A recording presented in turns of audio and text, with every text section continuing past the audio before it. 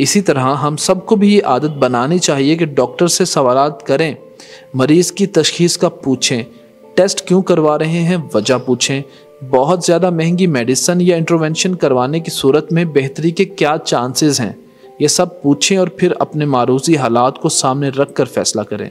जर्द चेहरा, सफ़ेद होंठ, कांपते हाथ और लड़खड़ाती चाल के साथ बाबा जी आकर मेरे पास बैठ गए और कागज़ों का पूरा एक पिलंदा मेज़ पर ऐसे रखा जैसे कोई बहुत बड़ी उलझी हुई शिकायत लेकर मेरे पास आए हों। उनके बोलने से पहले ही शिकायत, परेशानी और बेयकीनी के जज्बात उनके चेहरे पर नुमायां थे। अपनी कांपती हुई आवाज़ के साथ कहने लगे, डॉक्टर साहब मैं बहुत परेशान हूँ।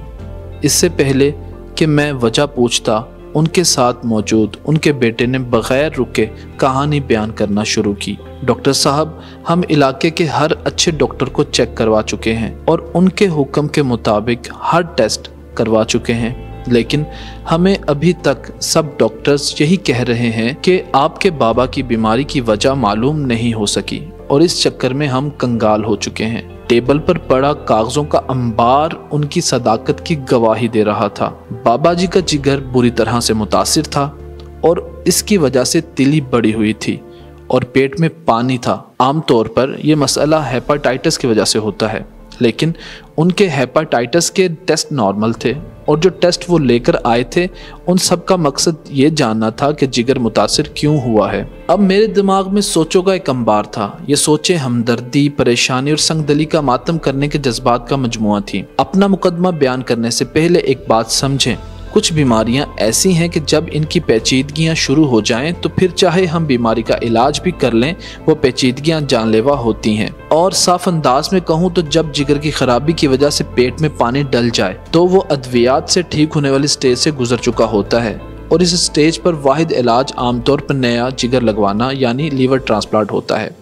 अब इस वक्त जिगर की खराबी की वजह हेपाटाइटिस हो या कोई और बीमारी, इसकी अहमियत इसलिए नहीं रहती कि इन बीमारी का इलाज कर भी दिया जाए तब भी जिगर ठीक नहीं होता। ये समझ लेने के बाद अब दोबारा सुने कि दिमाग में क्या सोचें चल रही थी।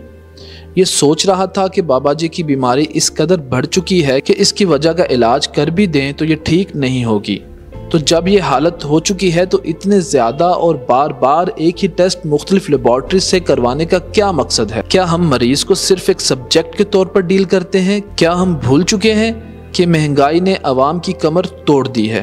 क्या मेडिसिन की स्टैंडर्ड प्रैक्टिस को हमें अपने लोगों के हिसाब से तब्दील नहीं करना चाहिए? लेकिन सच माने, कसूर सिर्फ डॉक्टर्स का नहीं बल्कि हम सब का है। हम अक्सर डॉक्टर से ये सवाल नहीं पूछते कि डॉक्टर साहब हमारे मरीज़ की क्या तशख़ीस है और आप जो टेस्ट करवा रहे हैं इसमें क्या देखना चाहते हैं वगैरह वगैरह। बात को लंबा करने की बजाय कुछ गुजारिशात पेश करना चाहता हूं ताकि बाबा जी किसी सूरत हाल का सामना आपको या आपके किसी प्यारे को ना करना पड़े। अपने डॉक्टर भाइयों से गुजारिश है कि ऐसी बीमारी जो ला इलाज हो इसके लिए बहुत ज़्यादा टेस्टिंग, बहुत ज़्यादा फैंसी मेडिसिन और इंटरवेंशन के चक्कर में मरीज़ को ना डालें। दूसरी बात यह कि मरीज़ के मुआशी हालात को सामने रख कर फैसला किया करें।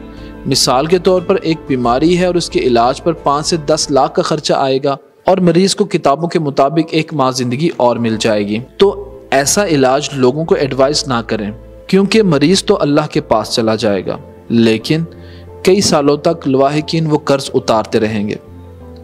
तीसरी बात यह कि एक तो बीमारी की वजह से मरीज़ परेशान होता है, तो इस मौका पे ऐसे गैर ज़रूरी नफ्सियाती उलझनों में तो ना डालें जैसा कि इस बाबा जी को डाला गया था।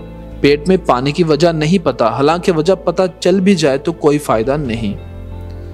इसी तरह हम सबको भी ये आदत बनानी चाहिए कि डॉक्टर से सवालात करें, मरीज़ की तशखीस का पूछें, टेस्ट क्यों करवा रहे हैं वजह पूछें, बहुत ज़्यादा महंगी मेडिसिन या इंटरवेंशन करवाने की सूरत में बेहतरी के क्या चांसेस हैं, ये सब पूछें और फिर अपने मारूजी हालात को सामने रख कर फैसला करें।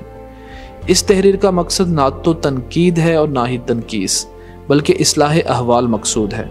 अल्लाह से दुआ है कि अल्लाह सबसे पहले मुझे हिदायत दे और लोगों का मसीहा बनने की तौफीक दे। आमीन।